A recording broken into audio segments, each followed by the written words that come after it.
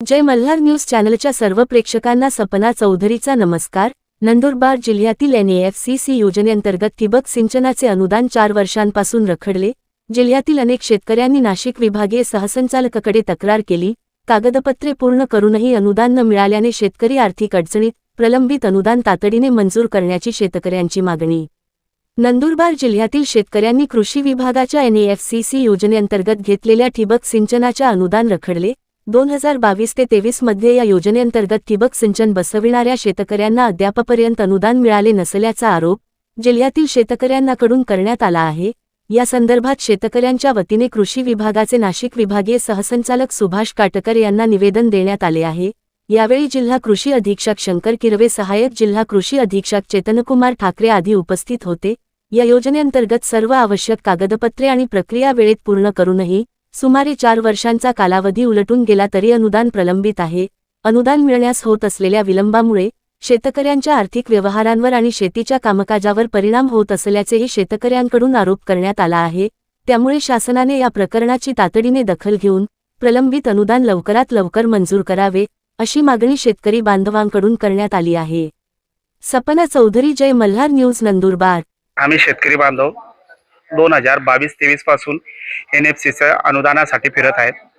2022-23 पासून आम्हाला ठिबकचा पूर्ण संच भेटलेला आहे। आम्ही घरातून व्याजाने पैसे उचलून अनुदानासाठी फिरत आहे। इथं आम्ही वारंवार निवेदन देऊनही आमच्या मागण्या पूर्ण होत नाही। तर हा शेतकरी करेल तरी काय, कुठं जाईल, काय करेल?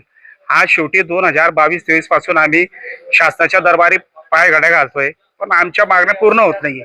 आज आम्ही वरिष्ठ अधिकाऱ्यांना भेटलो, पण त्यांनी सांगितलं की तुमचे अजून अनुदान आम्हाला प्राप्त झालेलं नाहीये। तर तुम्ही अजून आमदार साहेब यांना तुम्ही निवेदन द्या, ते द्या। पण आम्ही 2022-23 पासून असंच शासनाच्या दरबारी फिरायचं आहे का? शासनाने आमच्या शेतकऱ्यांची अशीच चेष्टा करायची का? आम्ही फक्त कर्ज उचलून, व्याजाने पैसे उचलून फक्त आम्ही शेती करायची का? शासनाने आमची दखल घ्यायचीच नाही का?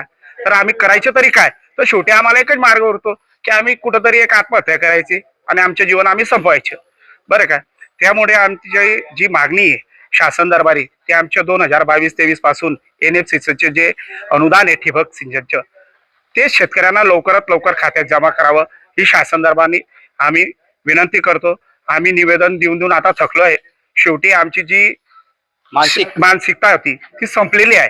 तर शासन दरबाराने आमची कुठंतरी एक दखल घ्यावी, तीच आमची इच्छा आहे, बाकी काही नाही। हात जोडून विनंती करतो शासनाला की आमच्या लवकरात लवकर अनुदान द्यावं।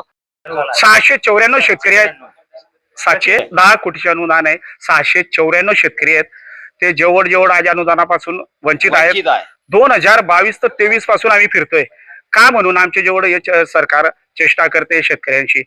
तर हात जोडून विनंती आहे सरकारला आणि आमचे जे आमदार साहेब आहेत त्यांना आमची कडकडीची विनंती आहे की शेतकऱ्यांच्या कमीत कमी तुम्ही हात जोडून विनंती, कमीत कमी ही तरी मागणी आमच्या शासन दरबारी पोहोचवा तुम्ही आणि आमचे जे ते हाल थांबवा तुम्ही।